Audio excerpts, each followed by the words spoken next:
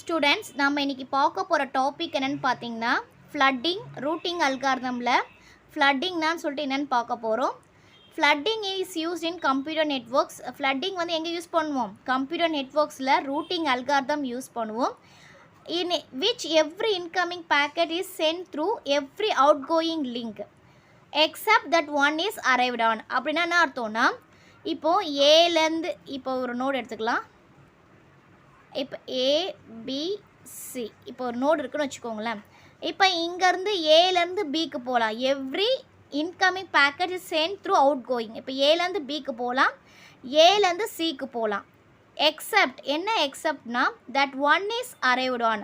அப்போ என்ன அர்த்தம்னா, இப்போ இங்கே இடத்துல ஒரு ரீச் ஆகிடுச்சுன்னா இப்போ இங்கேருந்து திருப்பி பேக் வர முடியாது. இப்போ ஏலேருந்து பிக்கு போகலாமே தவிர பிலேருந்து ஏக்கோ இல்லை சிலேருந்து ஏக்கோ வர முடியாது. அதான் பார்த்தீங்கன்னா ஃப்ளட்டிங்கு. இப்போ அதோடைய கேரக்டரிஸ்டிக்ஸ் அப்படின்னு பார்த்தோன்னா, all possible roots between source and destination is triad. A packet will always get through it path exits. With all routes are tried, there will be at least one rule which is the shortest. All nodes directly or indirectly connected or visited. இதோட characteristics என்னென்னு பார்த்தோன்னா, இப்போ வந்து பார்த்திங்கன்னா இப்போ ஏலேருந்து பிக்கு போகும்.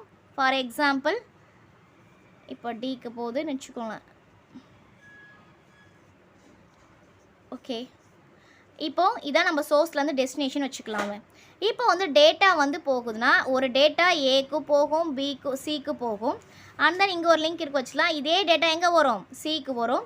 இந்த டேட்டா அதே டேட்டா டிக்கு போகும், அதே டேட்டா டிக்கு போகும், அதே டேட்டா இக்கு போகும். அண்ட் தென் அதே டேட்டா இங்கேருந்து போகும். ஒரே டேட்டா பார்த்திங்கன்னா ஆல் பாசிபிள் ரூட்ஸ் என்னென்ன ரூட்ஸ் இருக்கோ எல்லாத்துக்கும் போகும். ஏதாவது ட்ரையட் ஆகிடுச்சுன்னா எது ஷார்ட்டஸ்ட் இருக்கோன்னு போகும்.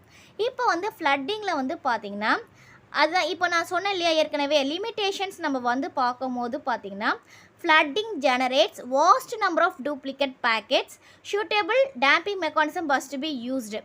அதாவது இப்போ நான் ஏற்கனவே சொன்னேன் இல்லையா, இப்போ இங்கேருந்து நம்ம இப்போ டெஸ்டினேஷன் நம்ம போனோன்னா இப்போ ஒரே பேக்கெட் நமக்கு என்ன ஆகுது? ஏக்கு பிக்கு போகுது, அதே பேக்கெட் சிக்கு வருது, திருப்பி அதே பேக்கெட் பிலேருந்து சிக்கு வருது. அப்போ ஏலேருந்தும் சிக்கு வருது, பிலேருந்தும் சிக்கு வருது, நெக்ஸ்ட்டு சிலேருந்து டிக்கு போகும், பிலேருந்து டிக்கு போகும். அப்போ என்ன ஆகும்னா வாஸ்ட் நம்பர் ஆஃப் டூப்ளிகேட்ஸ் வந்து நமக்கு வந்து அதிகமாகும். டூப்ளிகேட்ஸ் டேட்டா வந்து நமக்கு என்ன ஆகுது? அதிகமாகுது இல்லையா? இப்போ டூப்ளிகேட்ஸ் டேட்டா அதிகமாக தான் பார்த்திங்கன்னா இதோடைய மெயின் வந்து டிஸ்அட்வான்டேஜ். நம்ம ஃப்ளட்டிங்கோடைய அல்காரிதமோட மெயின் டிஸ்அட்வான்டேஜஸ் என்னென்னு பார்த்தீங்கன்னா, vast number of data duplicate டேட்ஸாக வந்து அரைவ் ஆகும். அந்த டூப்ளிகேட் டேட்டாஸை நம்ம வந்து சரி பண்ணுறதுக்கு சில மெக்கானிசம்ஸ் வந்து நம்ம யூஸ் ஆகும். அதான் இந்த எக்ஸாம்பிள் கொடுத்துருக்கேன் பார்த்தீங்களா. இப்போ ஏலேருந்து பிக்கு போகுது, ஏலேருந்து சிக்கு போகுது, திருப்பியும் சிலேருந்து டிலேருந்து பி. அப்போ இதே டேட்டா பிக்கு போயிட்டு சிக்கு வருது, அதே டேட்டா ஏலேருந்து சிக்கு வருது. அப்போ இங்கே வந்து 2 வரும் இல்லையா? அப்போ டூப்ளிகேட்ஸ் வந்து நமக்கு வந்து அதிகமாகும். அந்த டூப்ளிகேட்ஸை வந்து நம்ம எப்படிலாம் அவாய்ட் பண்ணலாம் அப்படின்னு சொல்லிட்டு பார்க்கலாம். இப்போ how to stop and eliminate duplicate values, எப்படி டூப்ளிகேட் பேக்கெட்ஸ் எலிமினேட் பண்ணலாம், அதுக்கு வந்து 3 வழி நமக்கு வந்து இருக்குது. ஃபஸ்ட்டு வந்து பார்த்திங்கன்னா யூஸிங் ஹோப் கவுண்டர் சொல்கிறாங்க. ஹோப் கவுண்டர்ன்றது பார்த்திங்கன்னா டிக்ரிமெண்ட் இன் ஈச் ரூட்டர். அதாவது ஹோப் கவுண்டர் மூலிமா ஒவ்வொரு வாட்டி ரீச் பண்ணும்போது அதை வந்து நம்ம டிக்ரிமெண்ட் பண்ணணும். Discard packet if counter is equal to 0. அப்போ கவுண்டர் வந்து 0 வந்துச்சுன்னா அது வந்து நம்ம டிஸ்கார்ட் பண்ணிடணும். ஃபார் எக்ஸாம்பிள் இப்போ வந்து பார்த்திங்கன்னா டேட்டா வந்து இங்கே சென்ட் ஆகுது, நம்ம வந்து ஹோப் கவுண்டர் கொடுக்குறோம். ஹோப் கவுண்டர் கொடுக்கணும். இப்போ ஃபார் எக்ஸாம்பிள் நான் இங்கே 2ன்னு ஒரு ஹோப் கவுண்டர் கொடுத்தோன்னா அது அடுத்த ரூட் போகும்போது டிக்ரிமெண்ட், இங்கே நம்ம என்ன சொல்லியிருக்கோம்? டிக்ரிமெண்ட் இன் ஈச் கவுண்டர் தானே சொல்லியிருக்கோம். அப்போ அடுத்த ரூட் போகும்போது டிக்ரிமெண்ட் ஆகும். இப்போ இங்கேருந்து ஏலேருந்து அந்த டேட்டா போகுதுன்னா ஏலேருந்து பிக்கு வரும்போது 1ன்னு வந்துடும். 1ன்னு வந்துட்டு திருப்பியும் பிலேருந்து டிக்கு போகும்போது பார்த்தீங்கன்னா 0ன்னு வந்துடும். ஒவ்வொரு வாட்டியும் டேட்டா சென்ட் ஆகும்போது அதோடைய ஹோப் கவுண்டர் வந்து நமக்கு டிக்ரிமெண்ட் ஆகிட்டே இருக்கும். இப்போ 0 வந்துடுச்சா, நெக்ஸ்ட் ஸ்டெப் என்னது? Discard packet if counter equal to 0. இப்போ 0 வந்துச்சுன்னா அதோட டிஸ்கார்ட் பண்ணிடணும். அடுத்து இந்த டேட்டா வேறு எங்கேயும் சென்ட் ஆகக்கூடாது. அப்போது நமக்கு ஏலேருந்து பி, பிலேருந்து டிக்கு வந்து போயிடும். இப்போ டூப்ளிகேட்ஸ் டேட்டா நமக்கு வராது. நெக்ஸ்ட்டு ஸ்டெப் என்னென்னு பார்த்தோன்னா, சீக்வன்ஸ் நம்பர் இன் பேக்கெட். ஒவ்வொரு பேக்கெட்டும் ஒரு சீக்வன்ஸ் நம்பர் கொடுத்தோம்னா நம்ம என்னென்னலாம் பண்ணலான்னு பார்த்தீங்கன்னா, avoid sending the same packet second time. அதாவது ஒரே பேக்கெட்டை மறுபடியும் சென்ட் பண்ணுறதை நம்ம அவாய்ட் பண்ணிக்கலாம். Keep in each router per source a list of packets already seen. அதான் நமக்கு list of packets தெரியும். ஃபார் எக்ஸாம்பிள் இப்போ இங்கே ஹோப் கவுண்டர் நம்ம 2ன்னு கொடுத்தோங்களா, இப்போ இந்த டேட்டா இங்கே வந்து பார்த்தீங்கன்னா டிக்ரிமெண்ட் ஆகும் 1. இப்போ வந்து நான் ஒரு சீக்வன்ஸ் நம்பர் கொடுக்குறேன். இப்போ ஃபஸ்ட்டு பேக்கெட் போகிறதுக்கு நான் 1ன்னு சீக்வன்ஸ் நம்பர் கொடுக்குறேன். ஓகேவா? ஃபார் எக்ஸாம்பிள் இப்படி இருக்குன்னு வச்சுக்கணுமே.